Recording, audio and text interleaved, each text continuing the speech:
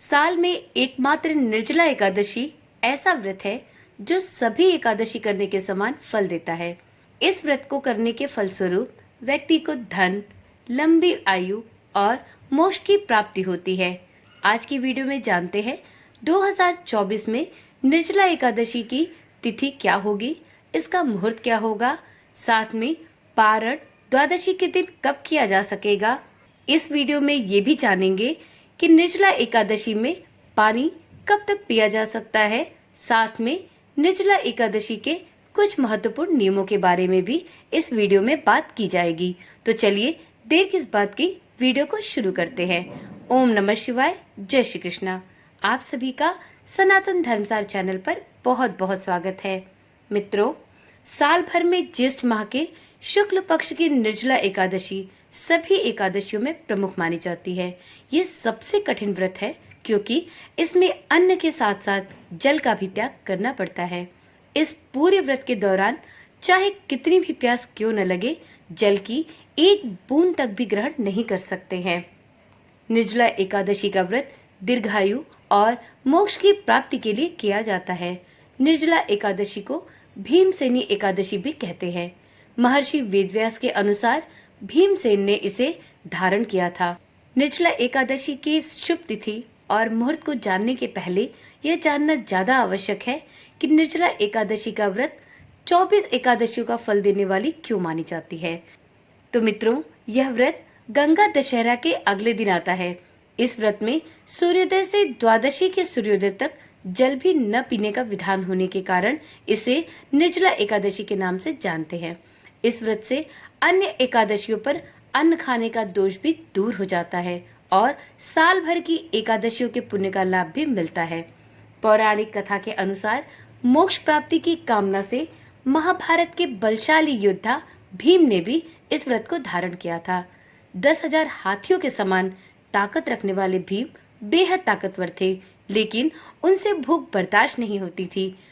महर्षि वेदव्यास जी ने उन्हें एकादशी व्रत करने को कहा, लेकिन हर महीने और वो भी 2 एकादशी पर अन्न का त्याग करना उनके लिए मुश्किल था। ऐसे में ऋषिवर ने उन्हें वर्ष भर की सभी एकादशियों का फल देने वाली निर्जला एकादशी का व्रत करने को कहा, लेकिन इसमें अन्न जल दोनों ग्रहण नहीं कर सकते थे। भीम ने साल में सभी एकादशी व्रत की अपेक्षा निर्जला एकादशी व्रत करने का विचार ज्यादा उत्तम समझा, जिसके प्रताप से उनके सारे पाप धुल गए, उन्हें समस्त सुखों की प्राप्ति हुई। तभी से इसे भीमसेनी एकादशी के नाम से भी जानते हैं। ये एकादशी इसलिए भी खास है क्योंकि इस दिन पानी नहीं पिया जाता है।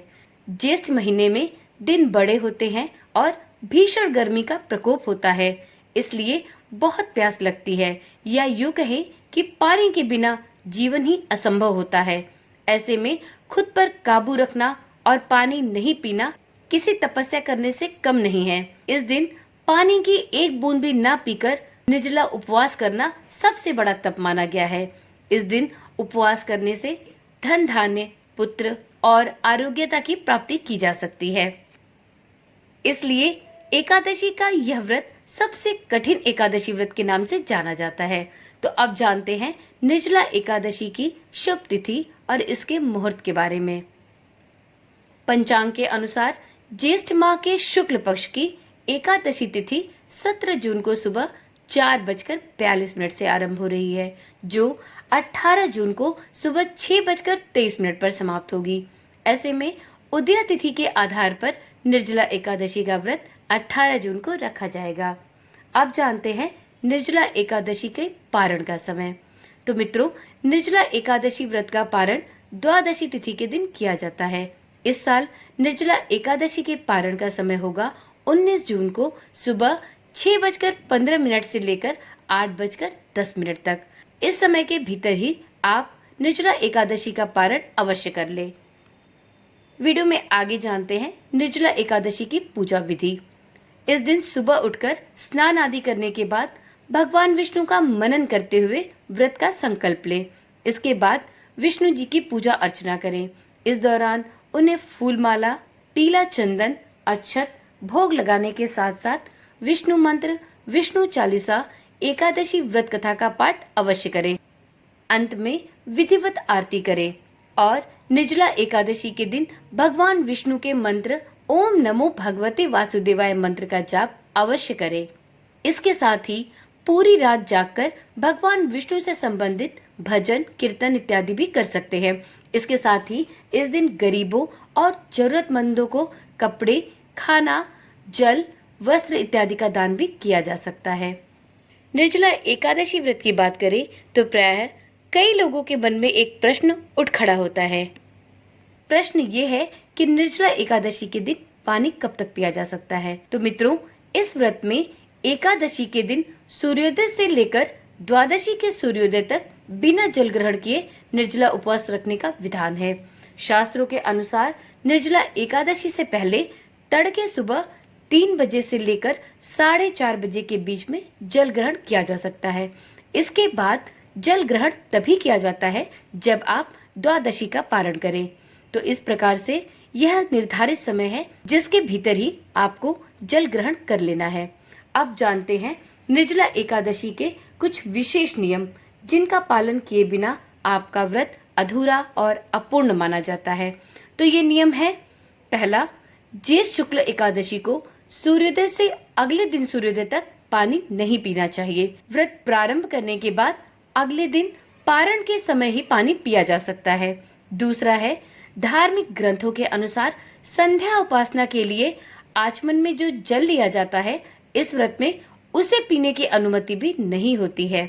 तीसरा, निर्जला एकादशी के दिन तुलसी के पौधे को जल अर्पित नहीं करें, क्योंकि इस दिन माता तुलसी का भी उपवास रहता है। चौथा, इस व्रत में गोदान का नियम है, लेकिन जो लोग गोदान नहीं कर पाते वे भक्त इस समय लोगों को जलपान कराते हैं, प्याऊ लगाते हैं, लोगों को पानी पिलाते हैं। इस दिन भगवान विष्णु की पूजा के बाद, दान पुण्य के बाद समाज सेवा की जाती है।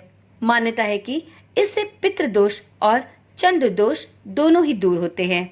इस दिन कहीं भी जल का अपव्यय हो रहा हो तो उसे रोके, वृक्षों का भी संरक्षण करें और जितना ज्यादा से ज्यादा हो सके जल कलश का दान करें। पांचवा, निर्जला एकादशी के दिन गंगा जल से स्नान करने का विशेष महत्व है। इस दिन गंगा स्नान करने की स्थिति यदि नहीं हो तो शुद्ध जल में गंगा जल मिलाकर आप घर पे ही स्नान कर सकते हैं। छठा, निर्जला एकादशी के दिन जल देवता अर्थात वरुण देव की पूजा भी की जाती है। साथ ही इस दिन श्री हरि विष्णु के साथ माता लक्ष्मी की पूजा भी अवश्य करें। इसके अतिरिक्त श्री कृष्ण, चंद्रदेव, विश्व देवगढ़ का जलाभिषेक भी अवश्य करें। सातवां, इस दिन पीपल के पेड़ को जल अर्पित कर उसकी पूजा भी जरूर करें। मान्यता है कि ऐसा करने से यदि आपके ऊपर कर्ज चढ़ा हुआ है तो उससे आपको मुक्ति मिलेगी। इस दिन पौधरोपण कर जल से सींचना भी ना भूलें। पीपल, बरगद, नीम, कैथ का पौधा लगाना भी इस दिन बहुत ही शुभ माना जाता है। आठवां और अंतिम नियम है, निर्जला एकादशी के दिन अन्न, वस्त्र, जल, जूते, छाता, फल इत्यादि का दान किया जा सकता है। यह नहीं कर सकते हैं तो कम से कम इस दिन कलश में जल भरकर उसे सफेद वस्त्र से ढककर चीनी और दक्षिणा के साथ किसी ब्राह्मण को दान में जरूर दें। इससे साल भर आपकी सभी एकादशियों का फल आपको प्राप्त होगा। आशा करती हूँ इस वीडियो में दी गई जानकारी आपके लिए रोचक होने के साथ साथ बेहद ही काम की रही होगी। यदि आपको इसी प्रकार की जानकारी वाली वीडियोस देखना पसंद है तो इस चैनल के साथ जुड़े रहें। चैनल के साथ जुड़े रहने के लिए चैनल को अभी ही सब्सक्राइब कर लें और साथ में नोटिफिकेशन बेल को ऑन करना भी ना भूलें, जिससे इस चैनल पर डाली जाने वाली वीडियोस की सूचना आपके पास सबसे पहले पहुंचती रहे।